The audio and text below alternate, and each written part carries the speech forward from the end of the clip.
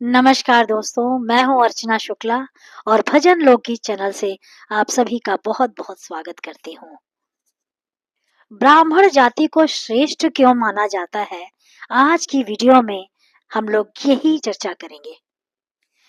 प्राचीन काल से ही प्राचीन भारत से भी माना जाता है कि ब्राह्मण जाति की जो जड़ें हैं, वैदिक कालों से जुड़ी हुई हैं, वैदिक काल से जुड़ी हुई है। प्राचीन काल से ही ब्राह्मण जाति के लोगों को समाज में उच्च स्थान प्राप्त था। उस समय ब्राह्मण जाति के लोग सबसे ज्ञानी माने जाते थे। इस जाति के लोग को प्राचीन काल से उच्च एवं बड़े लोगों की श्रेणी में देखा जाता रहा है। तो प्राचीन काल से वर्तमान काल तक ब्राह्मण समाज के लोगों ने कला, साहित्य विज्ञान, राजनीति, संस्कृति और संगीत जैसे प्रमुख क्षेत्रों में अपना अहम योगदान दिया है।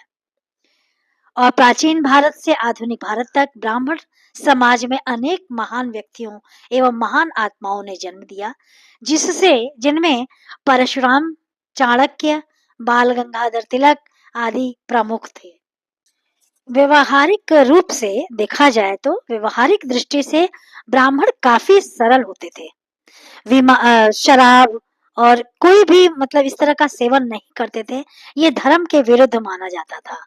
ब्राह्मण स्वाभाविक रूप से सकारात्मक होते थे, दूसरों के सुखी और संपन्न होने की कामना करते थे। सामान्यतः ब्राह्मण केवल शाकाहारी होते थे, लेकिन वर्तमान समय में ब्राह्मण जाति के लोगों में काफी बदलाव देखने को मिल रहा है और यही इनके प्रभाव के विनाश का कारण भी है।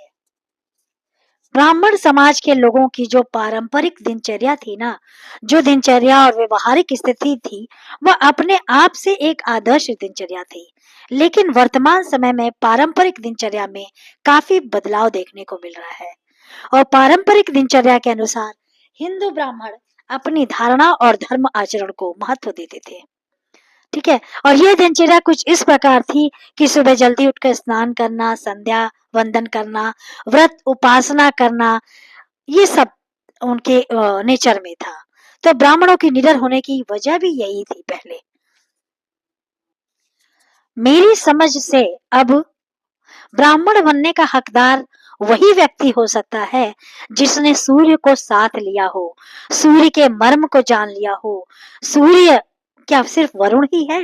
लोग कहते हैं ये आग का गोला है, लेकिन उसके मर्म को समझो आप।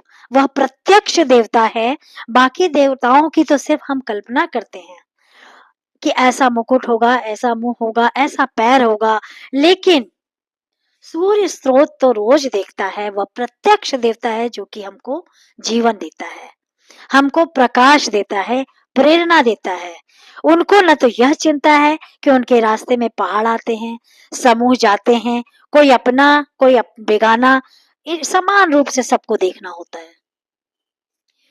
समान रूप से प्रकाश बढ़ता हुआ चला जाता है। रोज उसकी नमता बनी रहती है और निरंतर चलता रहता है। कभी यह नहीं सोचता कि आज मैं थक गया हूं तो सुबह नहीं निकलूंगा या देर से निकलूंगा। अगर ऐसा होता, अगर ऐसा अपनाया होता तो सृष्टि का संतुलन सब गड़बड़ा गया होता। सूर्य की तेजस्विता, सूर्य की प्रखरता, सूर्य के गुणों को अगर हमने उसके मर्म को अपने जीवन में उतार लिया होता तो सूर्य साधना सफल हो गई होती। कुछ जो नियम थे ब्राह्मण के, तभी वो ब्राह्मण कहलाए। आज के ब्राह्मण का हक ही नहीं है कि वो ब्राह्मण कहलाए। मांस मदिरा का सेवन करना, कथा पूजा नहीं करना, सुबह स्नान ध्यान नहीं करना, वो ब्राह्मण नहीं कहलाता। वो ब्राह्मण जाति से पैदा जरूर हुआ है, लेकिन अगर वो ब्राह्मण के कर्म नहीं करता तो मेरे ख्याल से वो ब्राह्मण का हकदार बिल्कुल भी नहीं है। कौन हकदार हो सकता है? देखिए, एक तो सूर्य को साथ में लेके चले, सूर्य नमस्कार करे, जिससे उसका मनोबल बढ़े, सामने वाले का बल बढ़े। दूसरा है यज्ञोपवीत धारण करना। ब्राह्मण का मुख्य जो है नियम है यज्ञोपवीत धारण करना। यज्ञोपवीत में 3 ग्रंथियां होती हैं। ठीक है। तो ये जो धागे होते हैं ना इनके, वो 9 ग्रहों से बने होते हैं और ये 9 ग्रहों के पर्यायवाची होते हैं। इन गुणों को धारण कर लें तो धागे की माला किसी ने पहन ली अगर, तो ये समझ लीजिए कि उनके में 9 ग्रहों का गुण समा जाता है, वो ब्राह्मण का हकदार है। देखिए, यज्ञोपवीत का सिर्फ एक गुण सत्य राजा हरिश्चंद्र ने अपनाया, अपने जीवन में धारण किया तो राजा हरिश्चंद्र हो गए।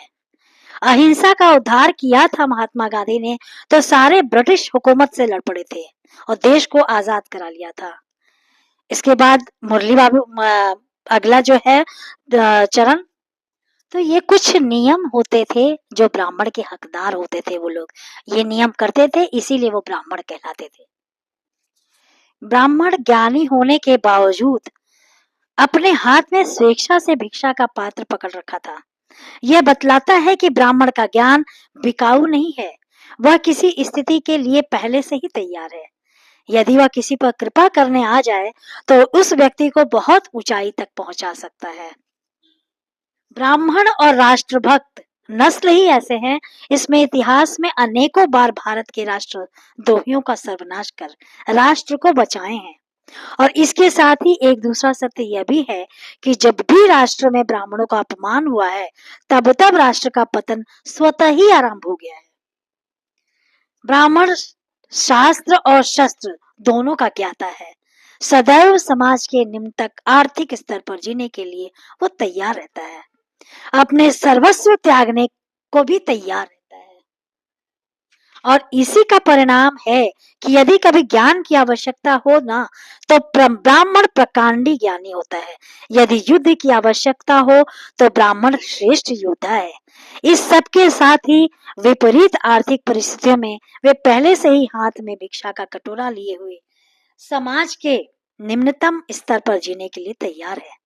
यह विश्व में एकमात्र नस्ल है जो शस्त्र और शास्त्र के ज्ञान के साथ ही सदैव भिक्षा का कटोरा भी लेकर अपने संपूर्ण व्यक्तित्व को प्रदर्शित करता है। शायद शायद इसीलिए ब्राह्मण कभी किसी से डरता नहीं है। देखा होगा आपने, ब्राह्मण इसीलिए डरता नहीं है। आपने देखा होगा ये चीज कि वो किसी से डरता नहीं है। दर्शकों ब्राह्मण जीवंत होता है। भाई बहनों, या पैदा नहीं, महर्षि वशिष्ठ विश्वामित्र के मन में उन्होंने अपने से राजकुमारों को राम और लक्ष्मण बनाकर खड़ा कर दिया था। ब्राह्मण पैदा हुआ था। ऋषि संदीपनी के मन में तो उन्होंने अध्यक्ष से मान लोगों को कर्मयोगी भगवान कृष्ण बनाकर खड़ा कर दिया था। ब्राह्मण पैदा हुआ था चाणक्य के मन में, उन्होंने एक दासी पुत्र को चक्रवर्ती सम्राट चंद्रगुप्त मौर्य को खड़ा कर दिया था। भगवान करें आपके मन का ब्राह्मण आपके अंदर की यह प्रति जागृत हो और अपने जैसे प्रतिमा संबंध लोगों को बना सके। ब्राह्मण तभी आप कहलाएंगे जब अपने सुविचार अच्छे रखें, भगवान की शरण में जाएं, कुछ गलत कर्म ना करें, मांस मदिरा का प्रयोग ना करें और समाज में चल रहे इन गंदी अफवाहों को या उस तरह के को आप कंट्रोल कर सकें। मेरे ख्याल से लंबी हो रही है वीडियो, ब्राह्मण पे तो बहुत ही कहानियां हैं, लेकिन मैं अभी पूर्ण विराम देना चाहती हूँ। धन्यवाद। अगर आपको अच्छा लगा हो तो जरूर वीडियो को लाइक सब्सक्राइब करें, आइकॉन बेल को क्लिक करें। धन्यवाद।